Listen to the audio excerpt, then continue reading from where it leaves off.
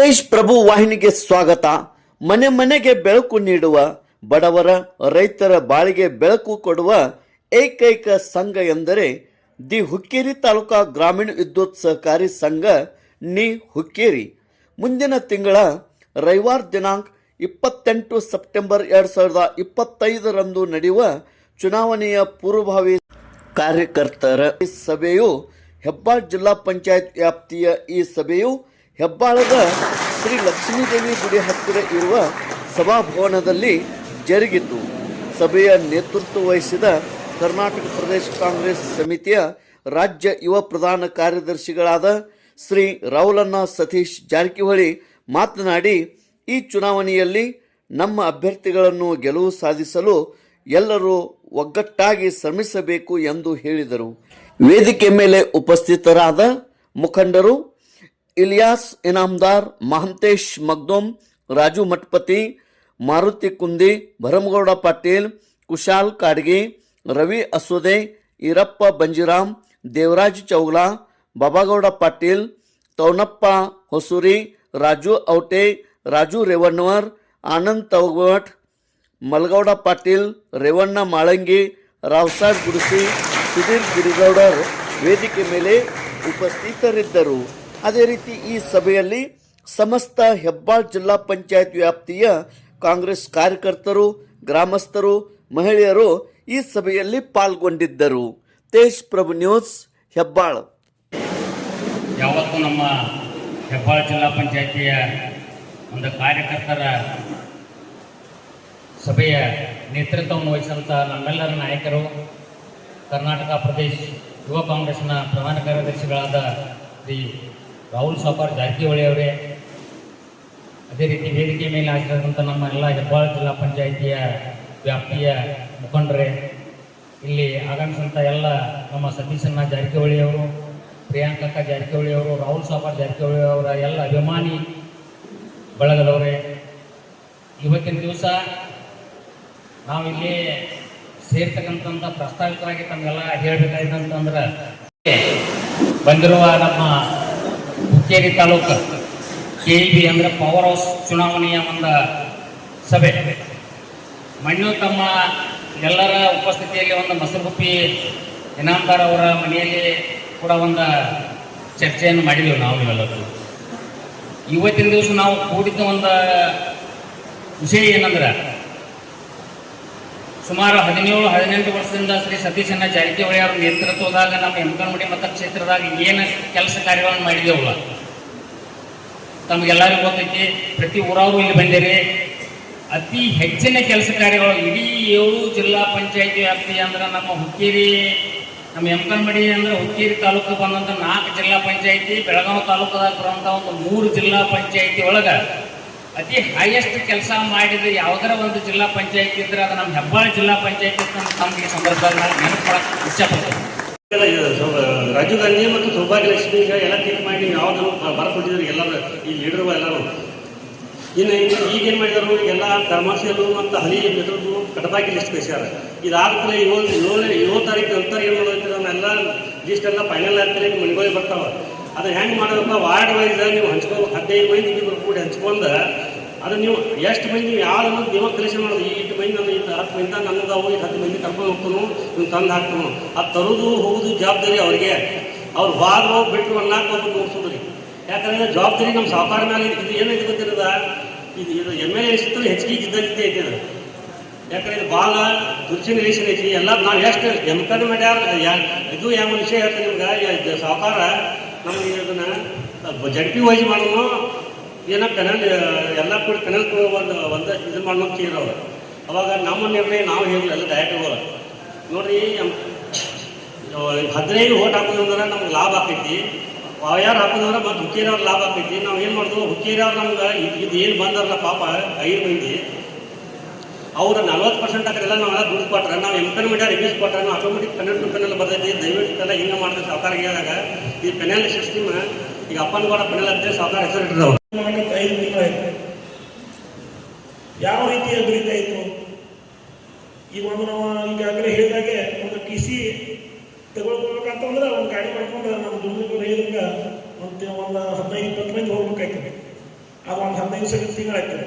ಈಗಾಗಲೇ ನಾವು ಈಗಾಗಲೇ ನೋಡ್ಬೋದು ನಮ್ಮ ಎಲಿಮುನಳ್ಳಿ ಗ್ರಾಮದಾಗ ಒಂದು 200 ಮನೆಗಳಿಗಂತ ಇದಕ್ಕೆ ಹೇಳಿದ ಮೇಲೆ ಸಾಕಾರ 200 ಕೋಟಿ ರೂಪಾಯಿ ಅಂತ ಒಳಗೆ ಹೋಗಿತ್ತು. ಇಲ್ಲಿ ಬಂದದ್ದು ತಾಲೂಕಾ ಮಟ್ಟದಲ್ಲಿ ನಮ್ಮಲ್ಲಿ ಹಳ್ಳಿಗಳು ಕಡಿಮೆ ಅದಾವೆ. ಎಮ್ಕನ್ಮಡಿ ಮತಕ್ಷೇತ್ರದಲ್ಲಿ ಹಳ್ಳಿಗಳು ಕಡಿಮೆ ಅದಾವೆ. ಅಚ್ಚಕಡೆ ಮತಕ್ಷೇತ್ರದಲ್ಲಿ ಸ್ವಲ್ಪ ಹೆಚ್ಚದಾವೆ.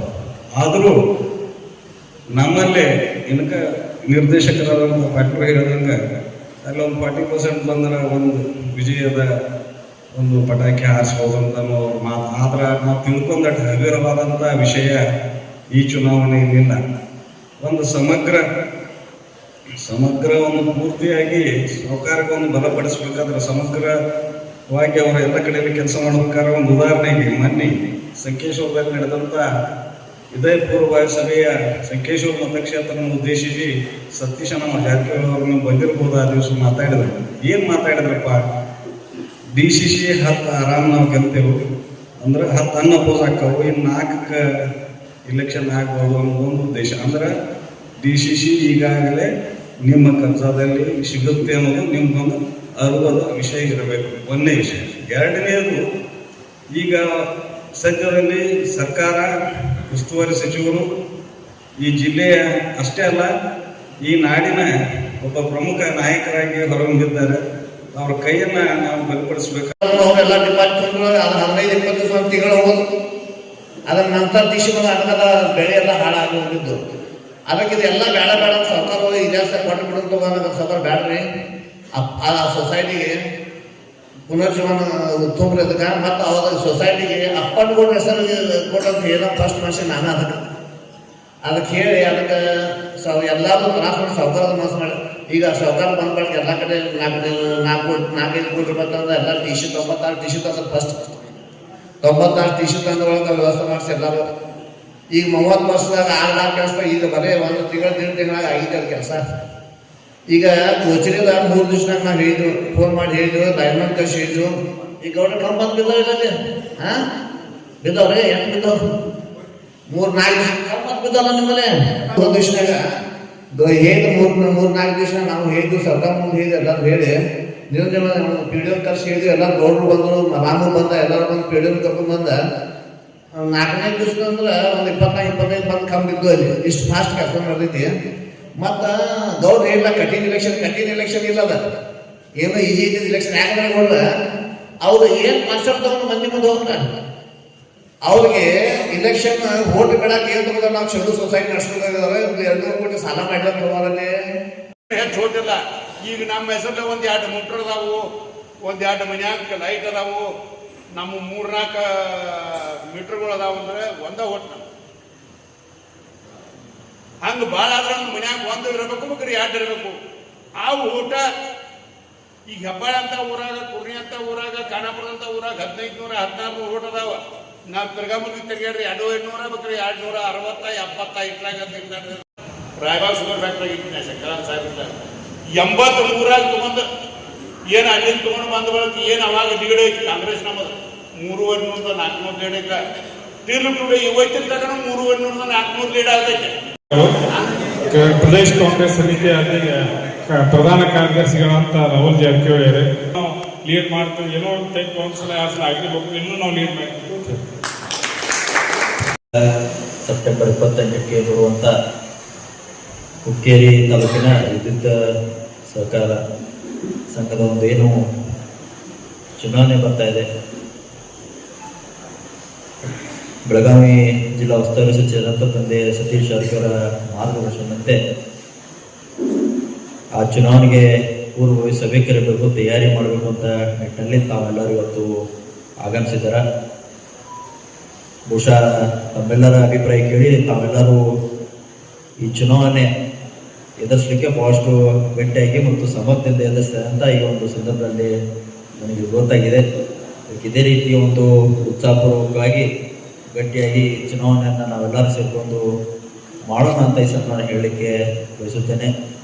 ಯಾಕಂದರೆ ಈಗಾಗಲೇ ಅನೇಕ ಮುಖಂಡರು ಕುಂದಿಯವರು ಹೇಳ್ದಂಗೆ 2008ರಿಂದ ಎಮ್ಕನಮಡಿ ಮತಕ್ಷೇತ್ರಕ್ಕೆ ತಂದೆ ಸತೀಶ್ ಜಾರಕಿಹೊಳಿ ಚುನಾವಣೆ ಸ್ಪರ್ಧೆ ಮಾಡುವ ಮೂಲಕ ತಮ್ಮೆಲ್ಲರ ಆಶೀರ್ವಾದದೊಂದಿಗೆ ಇವತ್ತು 4 ಬಾರಿಗೆ ಒಬ್ಬ ಈ ಕ್ಷೇತ್ರದ ಶಾಸಕರಾಗಲಿಕ್ಕೆ ತಾವೆಲ್ಲರೂ ಅವಕಾಶ ಮಾಡಿಕೊಟ್ಟಿದ್ದೀರ. ಅದರ ತಕ್ಕಂತೆ 20 ವರ್ಷಗಳಿಂದ ತಮ್ಮ ಬಹಳಷ್ಟು ಕಾಳಜಿಯಿಂದ ತಮ್ಮ ಸೇವೆಯನ್ನು ಅವ್ರು ಮಾಡ್ಕೊಂಡು ಬಂದಿದ್ದಾರೆ. ಇವತ್ತು ಯಾವುದೇ ನೇರವಾಗಿ ಜನರನ್ನ ಭೇಟಿಯಾಗಿ ಆ ಜನರ ಸಮಸ್ಯೆ ಅಂತ ಅನಿಸುವಂಥ ಕೆಲಸ ಇವತ್ತು ಅವರು ಮಾಡ್ತಾ ಇದ್ದಾರೆ. ಬೇರೆ ಕಡೆ ಬಹುಶಃ ಜನರ ನಾಯಕರತ್ತ ಹೋಗುವಂಥ ಸನ್ನಿವೇಶ ಇರ್ತದೆ. ಇಲ್ಲಿ ನಾಯಕರೇ ಜನರತ್ತ ಬರುವಂಥ ಕಾರ್ಯ ಆಗ್ತದೆ ಸತೀಶ್ ಅವರ ಮುಖಾಂತರ ಆಗ್ತದೆ. ನೇರವಾಗಿ ಜನ ಜೊತೆ ಸಂಪರ್ಕವನ್ನು ಅವರು ಇಟ್ಕೊಂಡಿದ್ದಾರೆ. ಅದಕ್ಕೆ ಬರುವಂಥ ದಿನಮಾನಗಳಲ್ಲಿ ಏನು ಬಹುಶಃ ಏನೋ 34 ದಿವಸ ಏನು ಸಮಯ ಅವಧಿ ಸಿಕ್ಕಿದೆ. ಯಾವ ರೀತಿ ನಾವು ಕಳೆದ ML ಎಲೆಕ್ಷನ್ ಆಗಿರ್ಬೋದು, MP ಎಲೆಕ್ಷನ್ನಲ್ಲಿ ಯಾವ ಮಾದರಿಯಲ್ಲಿ ನಾವು ಪ್ರಚಾರ ಮಾಡಿದ್ದೇವೆ ಅದೇ ರೀತಿ ಮನೆ ಮನೆಗೆ ಹೋಗಿ ಮತದಾರನನ್ನ ಸೆಳೆಯುವಂಥ ಕೆಲಸ ನಾವೆಲ್ಲರೂ ಈ ಸಮಯದಲ್ಲಿ ಮಾಡಬೇಕಾಗಿದೆ. ಒಂದೇ ಹಂತದಕ್ಕೆ ಪೂರ್ವ ನಾವು ಕೂಡ ಮುಂದಿನ ಹಂತದಲ್ಲಿ ಗ್ರಾಮಕ್ಕೆ ನಾವು ಭೇಟಿ ಕೊಡ್ತೇವೆ. ನಮ್ಮ ಹತ್ರ ಮತದಾರರನ್ನ ಭೇಟಿ ಮಾಡಲಿಕ್ಕೆ ಒಂದು ಪ್ರಯತ್ನವನ್ನು ಮಾಡ್ತೇವೆ. ಅದಕ್ಕೆ ತಮ್ಮ ಸಹಕಾರ ಇದೇ ರೀತಿ ಇರ್ಲಂತ ನಾನು ಈ ಸಂದರ್ಭದಲ್ಲಿ ಹೇಳಲಿಕ್ಕೆ ಬಯಸುತ್ತೇನೆ. ಮತ್ತು ಈ ಸಹಕಾರಿ ಸಂಘ ತಮ್ಮ ಒಂದು ಅಧ್ಯಕ್ಷತೆ ಬರೋದ್ರಿಂದ ಸಾಕಷ್ಟು ರೈತರಿಗಾಗಿರ್ಬೋದು, ಸಾರ್ವಜನಿಕರಿಗೆ ಸಾಕಷ್ಟು ಅನುಕೂಲವಾಗ್ತದೆ. ಈಗಾಗಲೇ ಏನು ಸಹಕಾರಿ ಸಂಘದಲ್ಲಿ 200 ಕೋಟಿ ಏನಕ್ಕಿಂತ ಹೆಚ್ಚಾಗಿ ಏನು ಲಾಸ್ ಆಗಿತ್ತು ಅದನ್ನು ಕೂಡ ಸರ್ಕಾರ ಹಂತದಲ್ಲಿ ಮುಖ್ಯಮಂತ್ರಿಯವರ ಮುಂದೆ ಪ್ರಸ್ತಾವನೆ ಮಾಡಿ ಅದನ್ನ ಮನ್ನಾ ಮಾಡುವಂಥ ಕೆಲಸ ಇವತ್ತು ಸತೀಶ್ ಜಾರಕಿಹೊಳಿ ಅವರು ಸರ್ಕಾರ ಹಂತದಲ್ಲಿ ಇದೆ. ಅದನ್ನು ಕೂಡ ಪ್ರಾಮಾಣಿಕವಾಗಿ ಅವರು ಪ್ರಯತ್ನವನ್ನು ಮಾಡ್ತಾರೆ. ಅದಕ್ಕೆ